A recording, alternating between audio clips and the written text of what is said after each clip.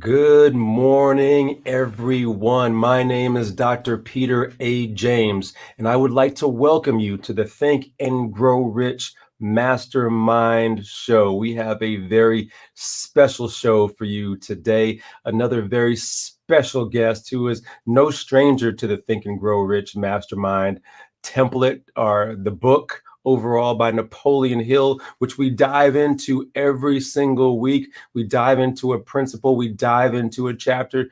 Today is organized planning. Organized planning. How good of a planner are you? That's one of our first questions we're going to introduce right away. Again, I am Dr. Peter A. James, the high performance coach, helping you to shift your mindset. And I'm not alone.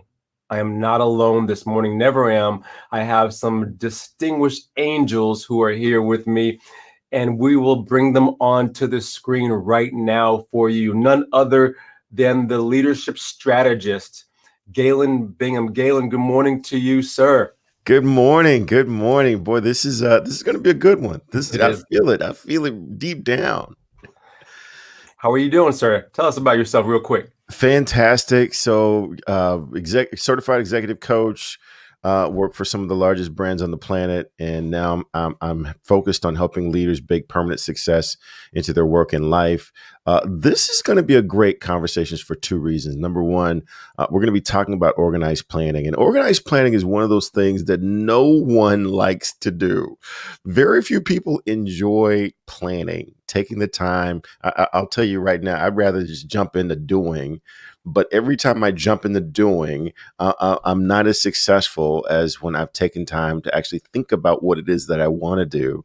But Napoleon Hill makes it very clear that no one can accumulate riches without a well thought out and sound plan. So that's what we're going to be talking about. And Susan Lindner is like one of my favorite people not on this weekly cast.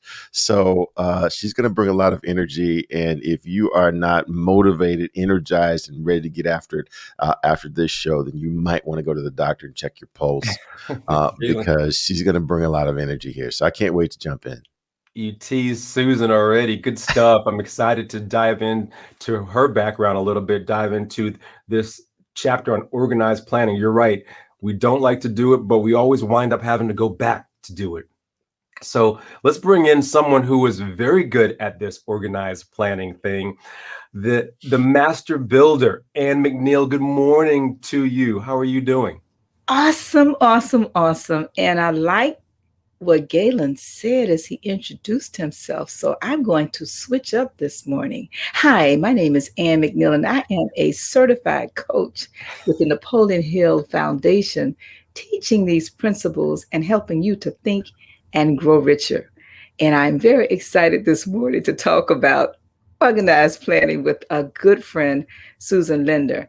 And we're starting this chapter off, organized planning, talking about the fact that you must have a mastermind accountability group to vet your plans.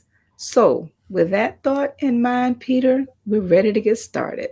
I am so excited. We've teased her enough already. So let me go ahead and start by reading her biography, which I've been dying to do already. Susan, of course, is a cultural anthropologist, brand marketer, disruptor. Susan got her start as an AIDS educator in the brothels of Thailand, helping turn prostitutes into entrepreneurs. Today, she's the founder of Emerging Media, a brand PR and marketing agency dedicated to helping tech founders reach their finish lines. Her award-winning strategies have gotten 10 companies acquired, and she is now hell-bent on sharing them with the world. Susan speaks to startups, innovators, and top executives from 60-plus countries at GE, PwC, and Deutsche Bank, Capital One, and at global conferences, consulates, and trade organizations about strategic storytelling, mastering the message, and the media for maximum impact. Susan,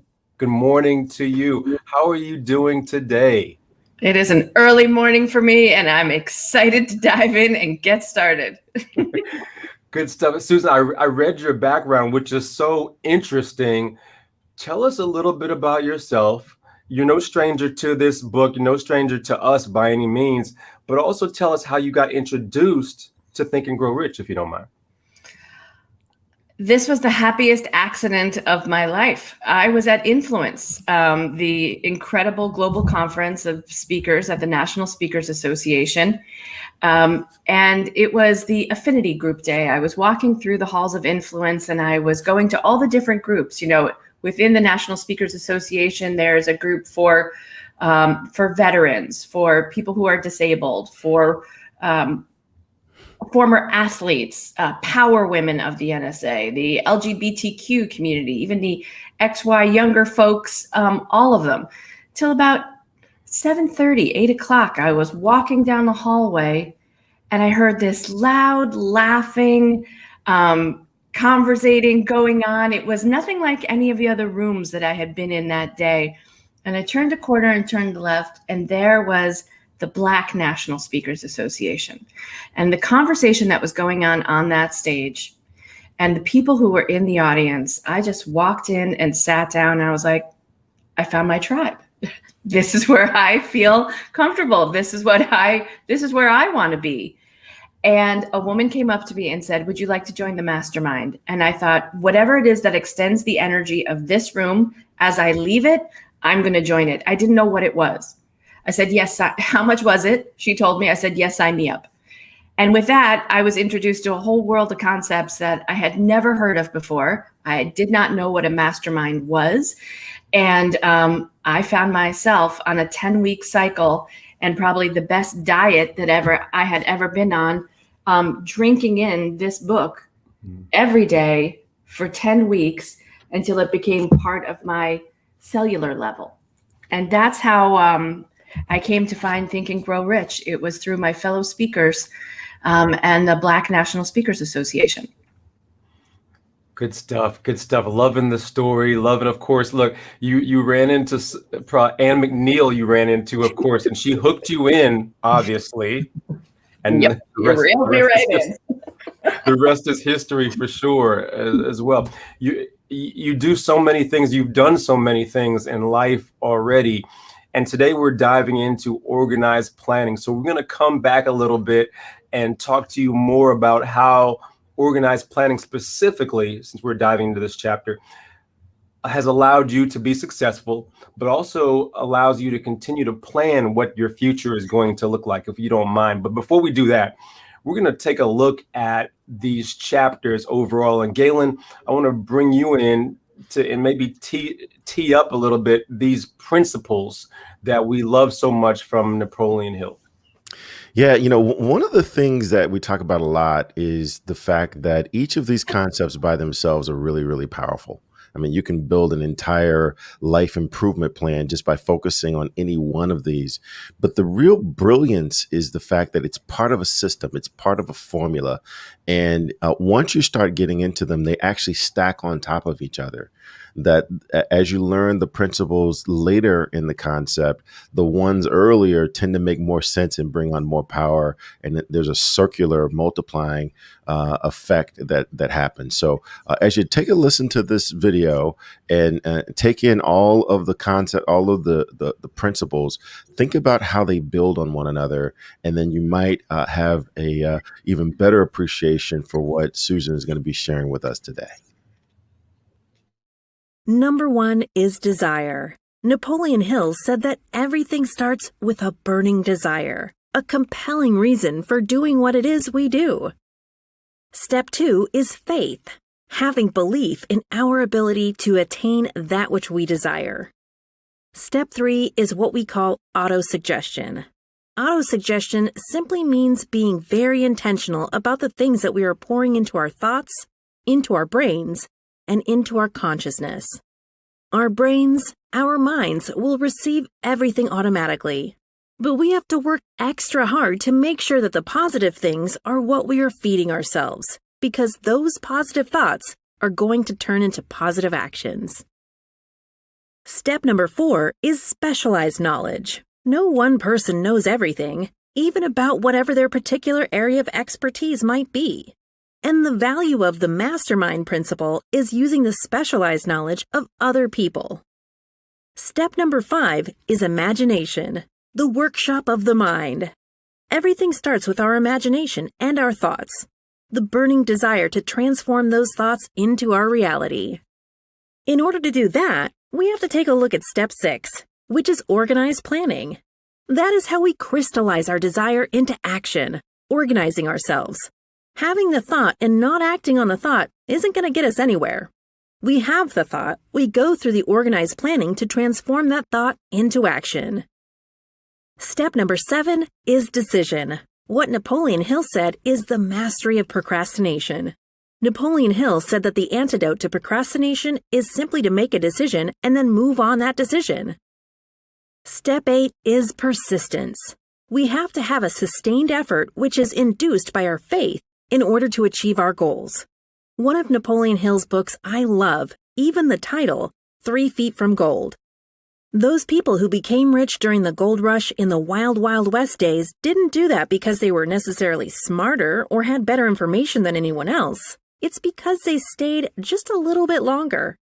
Sometimes people left when they were just literally 3 feet from gold. So hanging in there, being persistent, is step number 8. Step number 9, the power of the mastermind, the driving force. None of us can accomplish anything on our own. Everybody, I don't care who you are, from the most prominent person to the person who might be considered the lowest on the totem pole, everybody has someone who helped them get to where they are. And the power of the mastermind is being able to use those influences around us, use the thoughts, use the knowledge, use the exploration of other people to help us in achieving our goal. Step number 10, the mystery of sex transmutation. This title can be a little confusing, but essentially what the mystery of sex transmutation means is that we oftentimes in our society think of sex as being purely physical.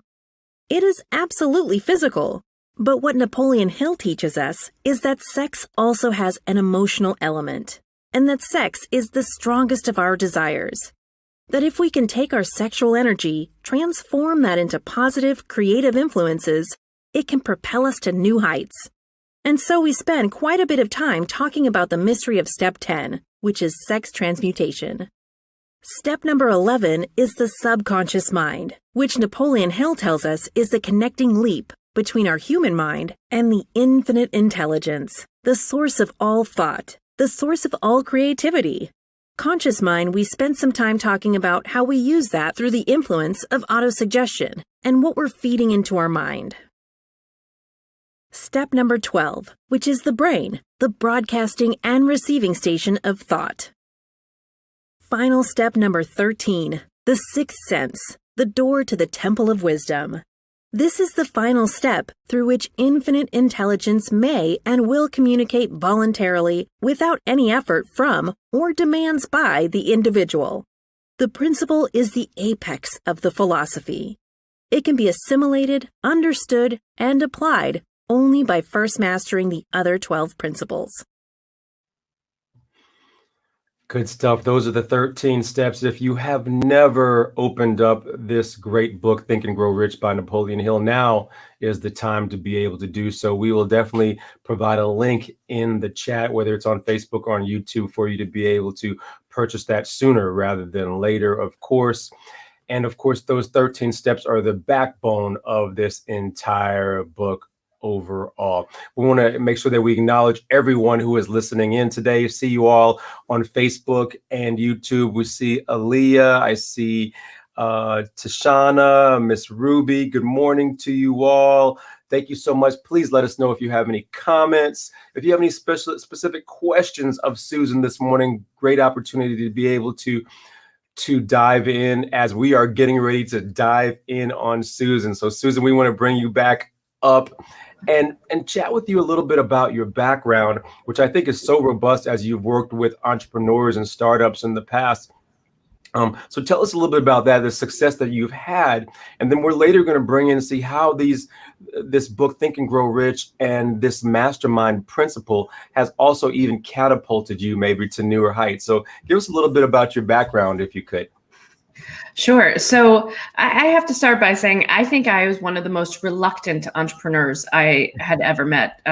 Starting my business began as a result of 9/11. I was working at a small boutique PR firm in New York City at the time, and our biggest client, and happened to be my boss's best friend, was in the plane that hit the World Trade Center. And not only did this shift New York, but it really shifted how I saw the world. And with that, my boss decided about 6 months later that he didn't want to do PR anymore without his best friend as a client. And having made his money in the dot-com boom, he said, "Susan, why don't you buy the business from me?" And I said, "How much?" And he said, $1 million. And I thought, there are a couple of zeros missing from the paycheck that you cut for me every other week in order for me to achieve that goal. Yeah. And he said, "Don't worry about it. Just pay me $100,000 each year for the next 10 years. And I said to him, "I can't keep a boyfriend for more than 3 months. I don't think I really want to have you in my life for the next 10 years at that price tag. I'm going to pass, but thank you."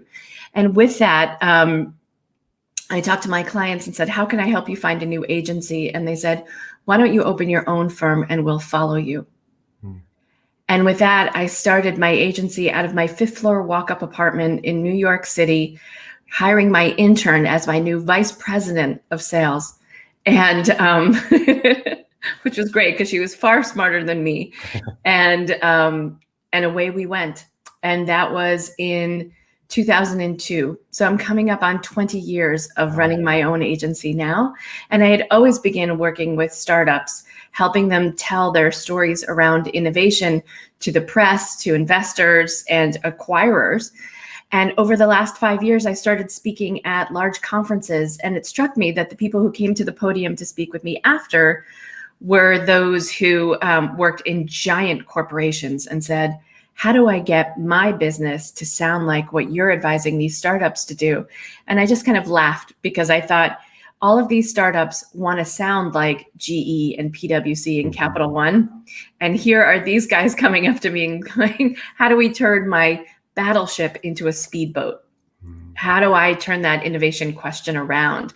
And with that, I realized that I could not only work with startups, I could also work with the grown-ups and help them with their innovation storytelling too. That's awesome. Awesome story. Awesome how that unfolded over time as well. So now fast forward, you've been successful, you've been doing it, you've been crushing it. Now enter Think and Grow Rich and this mastermind philosophy, this organized planning that we're talking about today. How has that been beneficial for you in your life since you've been introduced to the book, but then also from then till now and even moving forward? This 1-hour program is not going to encapsulate all of the ways that this book has been so helpful to me. Well, first of all, the introduction of the concept of mastermind. I had been in masterminds, but didn't know to call them that. And I certainly didn't know how to use them to their greatest efficacy when I had been in them. I thought that they were networking meetings. I thought that they were opportunities to share insights, but I didn't start with a premise of like minds and like hearts. I didn't start necessarily with the premise of showing up as my most vulnerable and authentic self, as opposed to trying to prove that I was just as good as the other people around the table. This book has shown me not only about desire and faith as key elements to business success, but also some of the nitty-gritty parts of my personality that I don't do well, around procrastination, around this chapter, organized planning.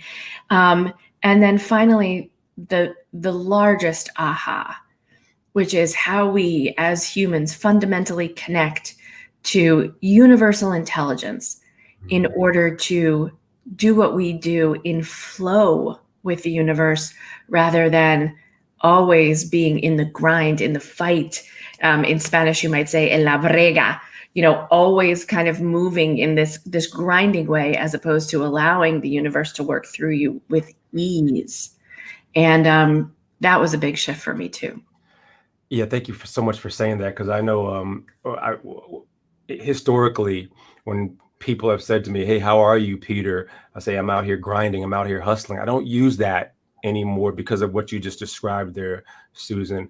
Because that's not the most efficient way to move forward, to get things done, to plan, and even to execute for that matter. I'm going to bring Galen into the fold, who is a part of my mastermind. Galen, in the text, it says a mastermind. Actually, Napoleon Hill says, ally yourself with a group of as many people as you may need to create and carry out your plan or plans for the accumulation of money. I know you know about this, Galen. I know you know about money, and I know you know about masterminds. So come on in and have at it with you, Susan here. She wants to answer all your questions. What's interesting is I think that I was introduced to this book the same year and at the same meeting that you were introduced to this book. I think it might have happened the exact same time. So my question is, because I'm trying to figure this out for myself, so you might be able to help me figure this out. I fancy myself as being able to understand a lot of different concepts. I've been exposed to a lot of different things, but this concept has really captured my imagination. And I try to figure out, what is it about this? And I keep coming back to, as a question, what was your all-in moment? When did you say, this is something that is worth me getting up at ungodly hours in order to learn more about it? And I'll read this book once, but not only that, I may read it 3 or 4 or 5 different times and analyze it. What was your all-in moment where this thing took on a lot more significance than many of the other books and concepts that you may have been exposed to? Well, I had never been in a group that day one showing up, I saw people coming with their book with all the tape flags and the Post-it notes and the highlighting. And it seemed like it was a Bible study around this interesting little Think and Grow Rich cult. And I just kind of looked at both sides on my screen going, what is going on? There was a slow roll of terror going through me in that first meeting, not knowing what this group was really all about. And there was a little voice inside my head that just said, surrender.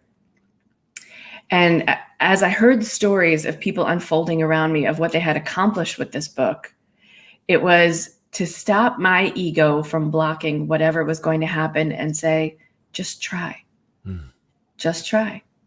And so I can't say that I had an all-in moment. It was more like an unfolding surrender to it that said, just go week by week, just see what happens. And I also felt I was daring it. I was pushing it. And I thought, let's pick a number out of the sky. Let's see if this thing really works. Let's test this out. I was a skeptic. And so I just put a big number out. I thought, okay, let's see if it works. And it did. By that 10 weeks, I had reached my goal. And I was like, uh-oh. Now I might have to actually take it seriously. Yeah, I mean, again, so your story sounds very similar to mine, because I approached it with that exact same, okay, let's see. All right, let's put this to the test, right? And exact same reaction. This chapter in particular, this principle in particular, as I said at the top, this is one of those areas that most people don't really enjoy. This whole idea of organized planning. We're really good at doing, right? Especially in the Western culture, we like action, right? Go kill something, go drag it back to the tribe, to the campfire. Talk a little bit about the discipline that you've been able to summon to actually do the organized planning that Napoleon Hill says is really the key to amassing any kind of fortune. Where does that come from, and how does that show up for you? I wonder how many of your listeners today, Galen, are great at starting, not so great at finishing. How we dive into a project with both feet and go, let's do it. And you look around your house and there are halfway done 100 DIY projects that you wish you just could have followed through all the way to the end. That was me. And I love getting started with a big ball of energy. It's the finish line that's the hard part. And I think what fascinates me about this particular chapter is it is a collection. It's the whole book, actually, is a collection of quizzes that constantly keep your ego in check while you are going through the process of getting it done. Because it's a regular reminder of, we're not done yet. There's still more work to do on you in order to get to the place that you want to be. And so organized planning, this particular chapter, I hate it. That's a strong word. It challenges me. It challenges me every time. Number one, because I think it is the longest chapter. Don't like that. Number two, I have been a ritual procrastinator. Don't enjoy that. So if you're waiting till the night before the mastermind to read this chapter, and the other is if you're waiting to make a plan, if you're holding off on actually making the plan to get to your dreams, then it's going to take you even longer. So the quizzes, as I think of them, like a great Cosmo quiz, like a magazine quiz, they hold me accountable to knowing that there's still more to do and there's still more to add to the plan. And that actually makes my plan better because I wasn't a planner. In fact, when I was going to Thailand and I really wanted to get to Thailand to work for this nonprofit organization, I followed the wise instincts of the great philosopher and very famous hip hop artist, Busta Rhymes, who gave us the doctrine of no plan B. No plan B. Dive in, move forward, run. And all I heard was, okay, I'm going to dive in. But I really never made the plan. I just had the desire, the burning desire and the faith that would happen, but I never actually made a plan. I got there, but it took maybe twice as long as it could have had I actually just made a plan. So thank you, Mr. Rhymes. So organized planning for me is a series of constantly working on the plan, writing the plan, and then checking myself against it to see if I'm evolving with the plan as the plan evolves. Yeah, I mean, so some of those surveys or quizzes that Susan's talking about, 10 attributes of leadership, 11 symptoms of failure of leadership, and I'll tell you that was convicting for me, considering myself the leadership strategist. I'm like, oh my, hey, this book was talking to me, and I kept responding, hey, look, you don't know me like that. Stop this. Miss Ann, you've got to be smiling hearing two people that you just quote unquote happen to bump into in the hallway talking so lavishly about the principles that have meant so much to you. What are your thoughts about organized planning and this conversation that you're hearing so far with Susan? You're on mute right now. Of course. Galen, I really I take the position, and Susan is an example of this, that when you talk about organized planning, you really should start with your life. And oftentimes we start with the business. And oftentimes we think that the business is the life versus the life being the business. And I'm reading a book by Peter Drucker entitled Managing Oneself. And in there, he talks about the fact that we are encroaching upon an age of knowledge versus manual labor. And in doing that, we have to become more responsible for managing ourselves. But how do you do that without a plan? And so this particular chapter is an excellent example of starting with a mastermind group of accountability for your plan. But it's all connected to the desire. So what is it that we all desire? And so first it starts with the money. And Susan, again, is an excellent example because she has a passion that is not centered around money. But one of the best things we can do with money is to fund our passion. So I just, Susan, it's funding her passion. Why? Because she's learning how to do something that she does not enjoy, but it's not the thing that she does not enjoy. What she enjoys most is the desire. And so, Susan, my question for you is, how do you share this? And I know you've brought a lot of people to Black NSA as we've participated in the coach. As a matter of fact, I think you brought probably, next to myself, probably more people. I've removed myself, but I think you've brought more people session after session to our Black NSA group. So my question for you, though, is how do you share this organized planning in terms of process with others that may not also like to do this? It's really hard to be the evangelist for something that you yourself are so challenged by.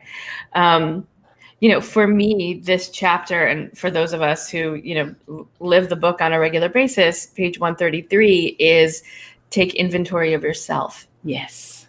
And the way in is not about all the plans, because that's off-putting.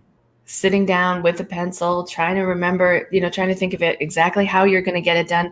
It's a little scary. It's a little scary to think about, wow, I have this giant, definite chief aim in life. I have this purpose. I have this money goal. And now I have to figure out how to do it. And it feels like kind of wandering in the woods to some degree. And start with where you are is starting by taking inventory of yourself, those 28 questions that you should answer.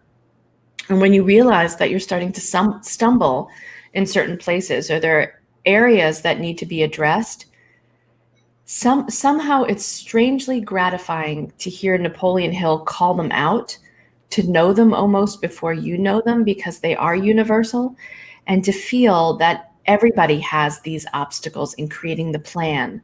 It's not like you create the magic plan and then suddenly the outcomes appear, or suddenly now this giant to-do list of effort shows up. It's a recognition that none of it will get done if not simultaneously working on oneself. And that constant, I call it like infinite energy of working on yourself and working on the plan, and working on yourself and working on the plan, is how you feel the momentum building. It's how you build the momentum in yourself, rather than just having the burning desire. Now it needs movement. And organized planning for me is that push. It's like you can feel now, like I know where to go. I have the path in front of me. And now what I know that I need to correct in myself, now I have a furnace that moves. It creates the motion around this book for me. That's what it feels like. And I think that heat and energy that you're exuding is pulling the others, anybody get close, your friends, family, it is pulling them toward you to find out, what is it that you're doing? How do you do that? Can you share that with me? Mm-hmm. So what are your thoughts about that? It is. Well, it's interesting, because when that momentum starts, you also start, that momentum starts going, you start operating at a higher vibration, right? Mm-hmm. You start that fire burning, and now you're adding motion to it. Now you're adding action to it, and the vibration increases. So simultaneously, you pull people toward you who feel magnetized by your energy, but also you get people who are now cascading behind you, right? Who feel threatened or scared, or don't like the changes and the shifts that they see in you.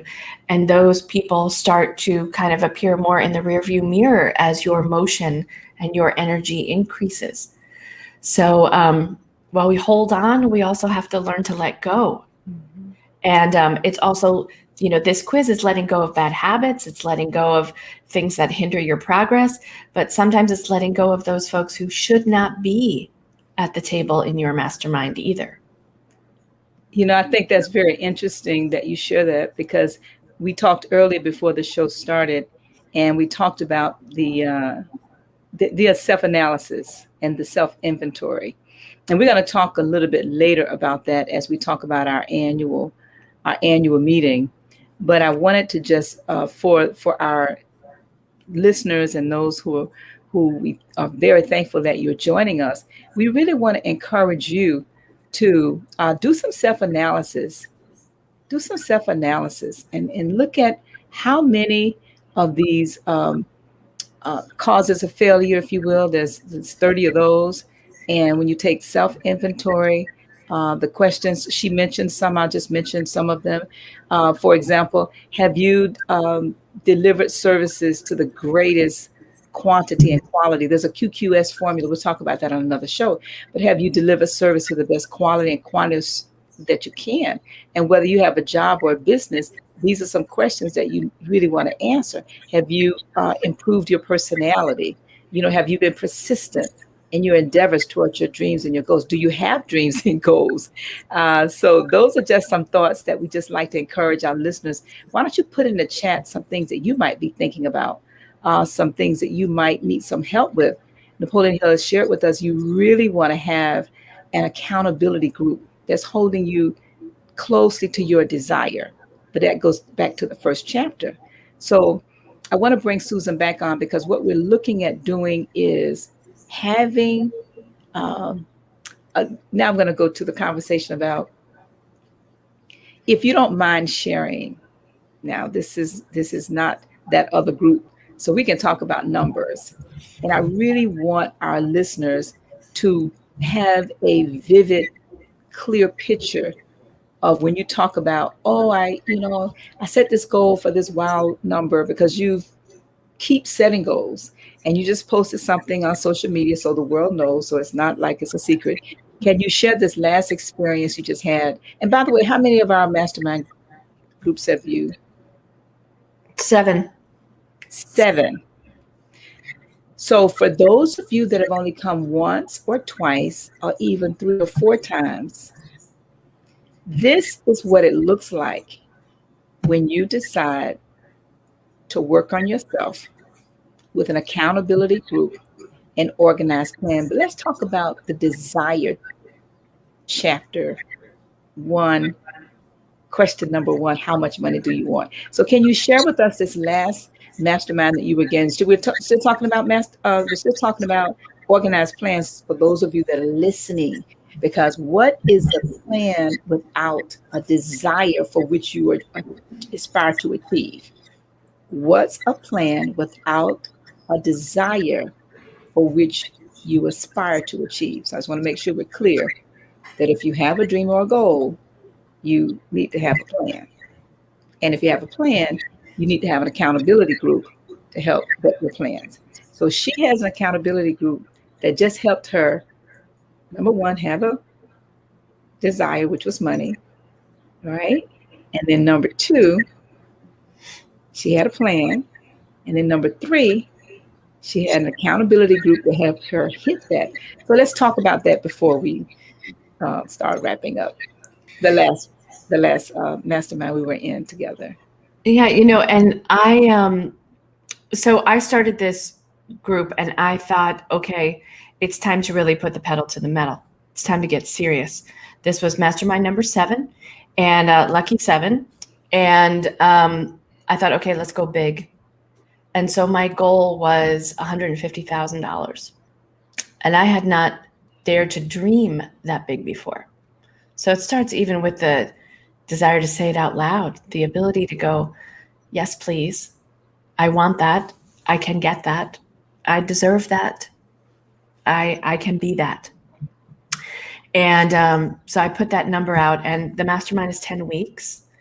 And so I thought, okay. I'm sorry, excuse me. What did you say the mastermind period was? A year? 10 weeks. Wait. I want to make this live for the listener. In chapter 1, the chapter on desire, Napoleon Hill says, number 1, you must know how much money you want. She said $150,000. The second thing you must know is, what are you planning to do in return for the money? Some kind of product or service you're going to sell. Product or service you're going to sell. And the third question he asked you is, by what date? So the date she chose was 10 weeks. Okay, now you can proceed. So 10 weeks of reading the book, of making my organized plan. And I don't enjoy the planning. So I planned the 10 weeks plan the 10 weeks because that's about what my capacity is around the planning, still working on getting bigger. I wound up hitting that goal 6 weeks in. Wait. Hold it 1 second. I just want to make sure that everybody who's listening to this, if you have a question for Susan, you can put it in the chat. If you're on YouTube, if you're on Facebook, however you're listening to this, because this was not her first, second, third, fourth, fifth, or sixth mastermind. So don't think that you're going to start today and you're going to do that tomorrow. So 6 weeks in, hit the goal, and my accountability group said, move the goalpost, set a new goal. And I said, okay. And it felt a little bit like Vegas. Let's say 200,000. 2 weeks later, we hit that goal. yes. And so there I am, rolling the dice and going, let's up this. And my group was really positive around me. And I said, okay, 250. And I said, by my birthday, July 9th, I'm going to hit $250,000 in revenue. And 6 weeks earlier than goal, right? 3 weeks later, I hit that number.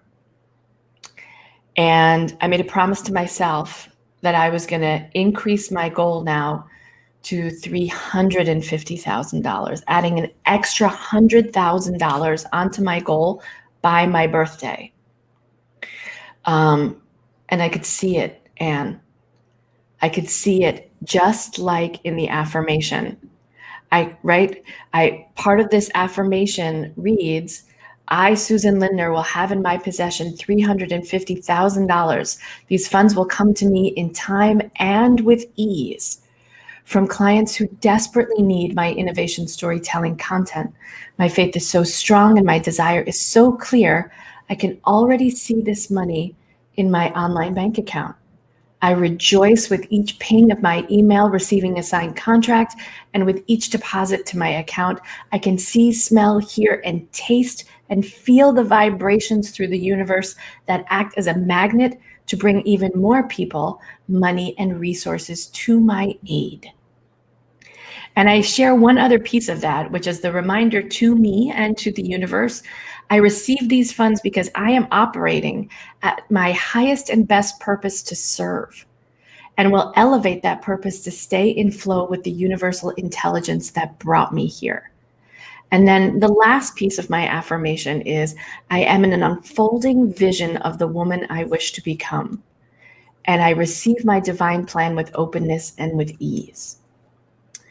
And so a constant reminder to myself that you're not done, the work is still evolving, and I'm here for all of it. So please bring it to me, and I will do my best to serve it. All right. Now, I am so glad you did speak to the fact that when you talked about rolling the dice, her business is not rolling the dice. It is Her not. business, right? Let's talk about that for a moment, and then we're going to bring everybody else on. Can you share with us what is it that you do in your business so people understand this is not fly by night, this is not woo woo, no. So since the start of the mastermind, one of the biggest shifts for me has been from working with startups to working with the Fortune 500. And by having a laser focus and following Anne's advice to, own your niche, as narrow as humanly possible. When you get to the point where you think nobody else wants to do this but me, you have figured out how to, number one, own the niche, be the only one in it, and to say that you are the number one leader because no one else is doing what you're doing. So the last line of my affirmation is to say, I am the billion-dollar innovation storyteller and so much more. And I continue to offer more value and more joy to audiences as I become the fullest creative expression of myself. So the plan is to say, the organized plan is to say, number one, I am going to own my niche. I am the $1 billion innovation storyteller. Number 2, I'm going to serve at the highest and best purpose possible. And number 3, I'm going to serve the Fortune 500 chief innovation officers until this brand, this trademark, this process that really helps innovators better tell their stories so the rest of the world can embrace their innovations. That is the plan. And I will go knock on every door of the Fortune 500. It's easy. It's a neighborhood of 500. Great. I'm going to go to all 500 houses. I'm going to knock on the door of the chief innovation officer, the head of innovation, and every product manager I can find until they welcome the gospel of innovation storytelling. All right, let me say 2 things before I see you leaning in. I just want to say, when she mentioned my name, what I say in the group, in the mastermind group, because I am that coach that she's talking about. And I've been doing this now for 10 years with Black NSA inside of the National Speakers Association. But my word is niche to be rich. And when she talked about being a $1 billion innovator, I shared with them the fact that as the founder of the National Speakers, as the founder of the National Association of Black Women in Construction, I came up with this idea to do a $1 billion luncheon from the $1 billion speech. And we do that. And so I have a philosophy, and that's what my youngest daughter's branded herself as the baby billionaire. And Susan in the group says, oh, great, I'm going to use that and become the $1 billion what? The $1 billion storyteller. So now she's branded herself as a $1 billion storyteller. My point is this. There's no lack of ideas. There's no lack of ideas. So this is what organized planning looks like, feels like, but you must have a mastermind group of accountability. Okay, Peter, I yield. Thank you. No, this is actually fascinating. I'm taking notes. I'm listening to both of you. Thank you so much, Susan, for sharing even your story. Lots of comments coming in the chat. I can't even keep up. I see Ruby, I see Beverly, I see Tashana, I see Laverne. Thank you so much for your comments overall. Susan, I do have to ask a question though, especially for all of us who are listening and watching. If you had 1 ounce of advice for those who may have a block about jumping into something like this, a mastermind or these 10 weeks or setting these goals, what would that advice be for those of us who might have a block around that? I think one of the biggest gifts of the mastermind has been having a group around me who inspired me to think bigger. My first mastermind, my goal was $40,000. And to be honest, I didn't hold out a lot of hope. I didn't think it was going to happen, frankly. I was skeptical like Galen in the beginning. But being in a group of supportive people who say, why so small? And that wasn't the question. The question is, why that number? And is that the right number?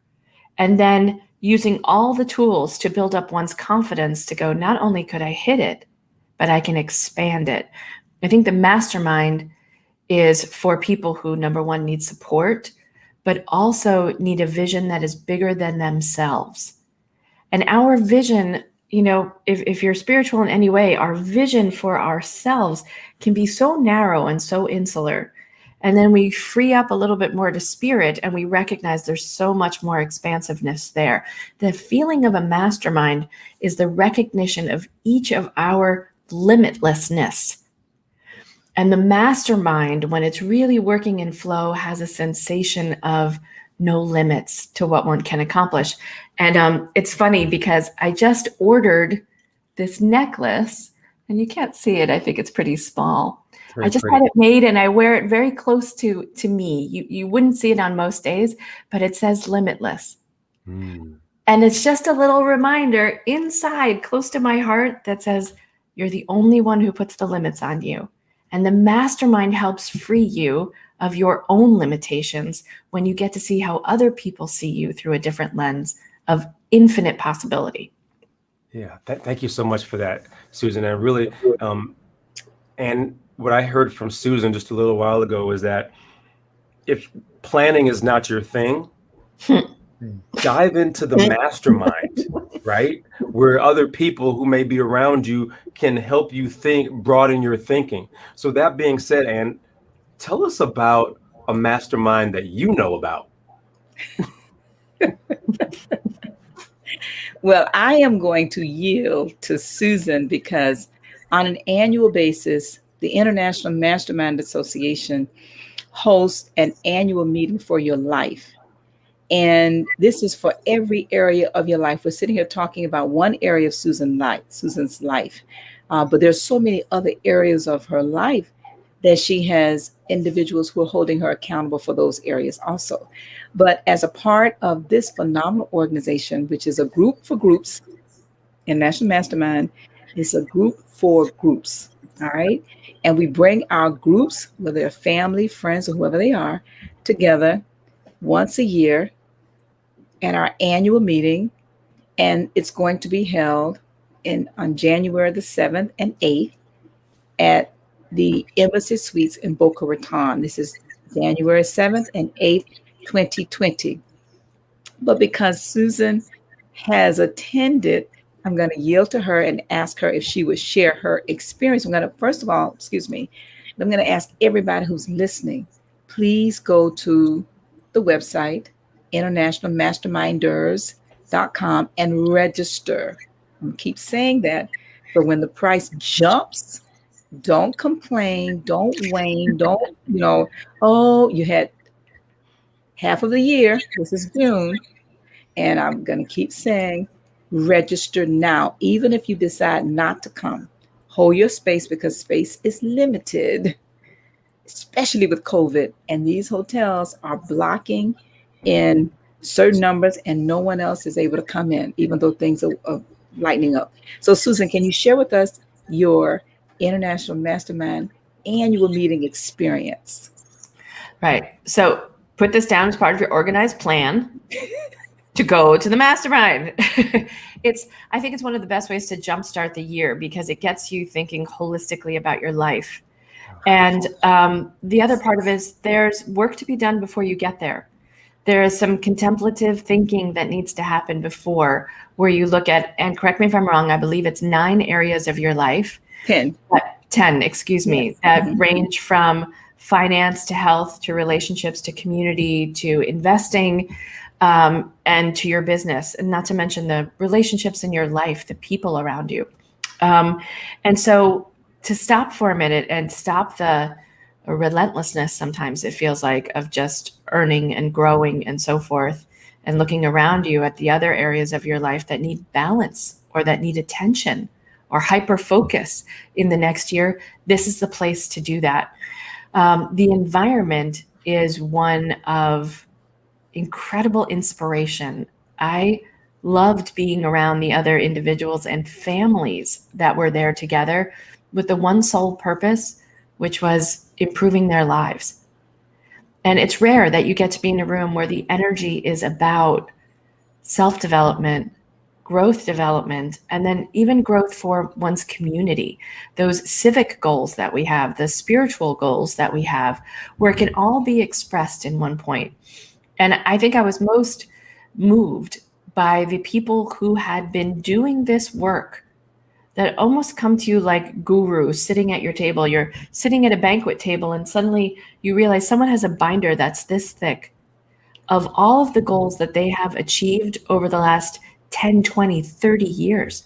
And they can catalog them for you and go, here's what progress looks like over 10 years. Here's what hardship and challenge and overcoming looks like. Here's what falling down and getting up again and again looks like, but with greater ease and alacrity and understanding of how to get through it easier the next time. The life lessons I learned from the other masterminders around the table was humbling and inspiring. And I left there with a sensation of there really isn't anything we can't conquer or can't investigate when we have other like-minded people around us to support that effort. And I just left with arms around me, that feeling of arms around me that I could do anything. Good stuff there, Susan. Thank you so much. That was inspiring. If those of you who are listening and you want to be a part of this, check out the link there that is right below me. It says internationalmasterminds.com. You can register there for sure. But we're getting close to our finish here. Galen, I want to bring you back in as we go around the room and really ask you about your ahas. There was a lot of them. I'm sure you got a lot of them, Galen. Let us know your ahas from our conversation today with Susan, but also tell us how we can stay in touch with you, Galen. Yeah, one of the things that I was reminded of in this conversation is how much I absolutely love Susan Lindner, because I see so much similarity in her story and my story. She's just a couple of $100,000 and maybe a few years ahead of me, but she's telling the exact same story. And I don't think that story is as unique as my mom says that my story is, right? We all have this idea that there's a philosophy, that there's a process that works, but we're not really sure. So we enter with some skepticism and we test it and we challenge it and we find out that it actually does work. So, she talked about her experience with the annual meeting. And I'm going to tell you that if you're like some of my clients, some of my executive coaching clients, I've come to realize they talk about wanting to achieve things, but they really don't want to achieve things. They really just enjoy talking about it. That's you. If that is you, if you just enjoy talking about it, I'm going to suggest that you not come to the annual meeting because, first of all, the people at that meeting, they're not going to tolerate you just talking about it. I can tell you that for a fact because I talked about a few things that I really wasn't going to do the work for, and there was a 17-year-old that called me to task on that. But if you're really trying to put in the work, if you really want to accomplish these things that you talk about, that's the place for you to go. This is the philosophy for you to understand and really test this. And then the last thing I'll say, and then I'll turn this back over to you, Ms. Ann, is very similarly, I had my assistant in my company. I've gotten her involved in this as well, and she asked me, "Is this like a success cult? Are you guys part of a cult? Is this like a pyramid scheme or something?" Because everyone's so passionate once they see the successes that they can achieve. And quite honestly, the concepts have been there all along. We just haven't been using them. So those were some of the things that came to mind today in this conversation. And I trust that we've delivered on our commitment that this conversation and Susan Lindner possibly have changed some lives. Good stuff. Galen, how do we get in touch with you? How do we stay in touch with you, sir? Yeah, so a couple of things. You can always get a hold of me by going to Galen at killglobalcoaching.com. We will help you bake permanent success into your work and life. But one of the more fun ways to get in touch with me is to go onto any podcast platform and type in the words whiskey, jazz, and leadership. It's a brand new podcast. I'm having a whole lot of fun talking to brilliant people. I'm going to see if I can seduce Susan into being a guest because we share incredible whiskey. We talk about jazz, and we try to get smart people to tell what really goes into being an effective leader. And new episodes every Tuesday on every. So Galen, could we do gin, hip hop, and leadership? Because that would really be more in my flow. Absolutely, we've done it all. Hey man, the last one was lemon water, spiritual meditation music, and leadership. So absolutely. We have it all on this show for sure. And McNeil, some great stuff that we've been chatting about today. What are your biggest takeaways, and how do we stay in touch with the Master Builder? Well, actually, I was taking notes as Susan was talking, and one of the notes I wrote here, it says, show up as yourself when she first started talking and go with the flow. And that was a big aha. And when she said it, it reminded me of, like I said, the Peter Drucker book, Managing Oneself. And I'm actually writing a book, yes, another book entitled You, the Corporation, because I contend that we are all a corporation, and we should look at ourselves as that. Well, you can connect with me actually through my YouTube, but I also would like you to connect with me through this book that I I um, I wrote called A Daily Date with Myself. And I decided and I committed to promote this as a way to connect with me because basically it's simply a journal. We're talking about organized planning. Organized plans start with your ideas. Where do you put your ideas? This book is a place for you daily to journal your thoughts and your ideas, but in an organized fashion. What are your ideas? Write them down. What are opportunities that come to you every day? Write them down. This is how you can connect with me. Because, and Galen said it best, if you are not interested in doing the self inventory, and yes, Susan talked about it, the self analysis, you're not really going to be able to make those plans. That's what came up for me as I have watched Susan for years do the work, the inner work. And I am so inspired to be a part of that. But then I'm also convicted. Yes, I am convicted. Why? Because if I don't do the work and make deposits in myself on a daily basis, I will become just like a bank account, bankrupt, because people are making withdrawals from me every day, and people are making withdrawals from you every day. So what are your plans, or where you going to put them in an organized fashion? But again, my name is Ann McNeil, and I am the Master Wealth Builder, helping you to build a stronger and better life and business with this philosophy. Thank you. Absolutely. She's not just the master builder, she is the master wealth builder. Susan, it has been such a pleasure having you with us today. Can you give us any final thoughts and also let us know, the audience specifically, how they can stay in touch with you, how they can stay in your sphere of influence? I just want to start with gratitude for this group, because 7 masterminds in, I can't fathom where I would be without it. I really can't. So gets me emotional. So thank you first.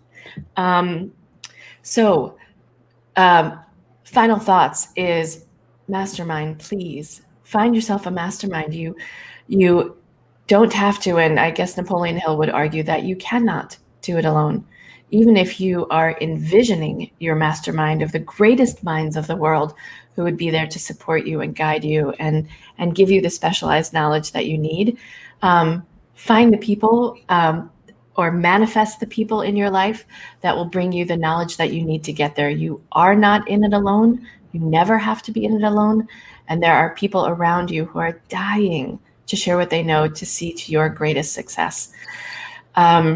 So if you want to keep in touch with me, I am the $1 Billion Innovation Storyteller, and my podcast is Innovation Storytellers, where I invite the greatest innovators of our time from around the world to come in and tell us not only about their innovation, but the stories they tell to get them from idea all the way to that magical finish line when you and I use them every day. People like folks at Corning Glass and Tesla and Amazon and some of the Indeed.com, TD Ameritrade, some of the biggest companies in the world, their heads of innovation are all coming to the podcast to share their secrets around innovation.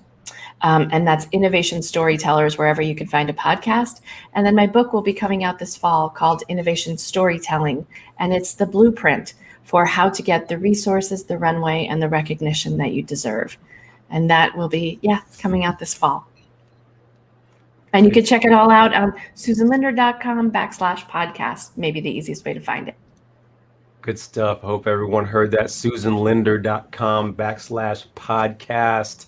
Susan, I appreciate your authenticity today, and especially sharing your story and sharing your mastermind experience, which I heard the passion that came through about your experience and what you got from a business standpoint, but also from a personal standpoint. So thank you so much for sharing that with us today. Again, the comments continue to pour in on Facebook and on YouTube Live for sure. My name is Dr. Peter A. James, ladies and gentlemen, and you have joined us for another episode of the International Mastermind Show. You can find me on any social media platform at Dr. Peter A. James. That's at DrPeterAjames or at shiftyourmindset.com. I'm so excited for you all to join us. Please join us next week for another phenomenal episode where we will have Miss Christine McCarran is also another phenomenal guest, a return guest to our great show here for sure. Please be here, same time, same channel. Susan, thank you so much. And thank you so much, Galen. As always, thank you so much. We look forward to seeing you all next week, same time. Please be safe. Thank you. Thank you.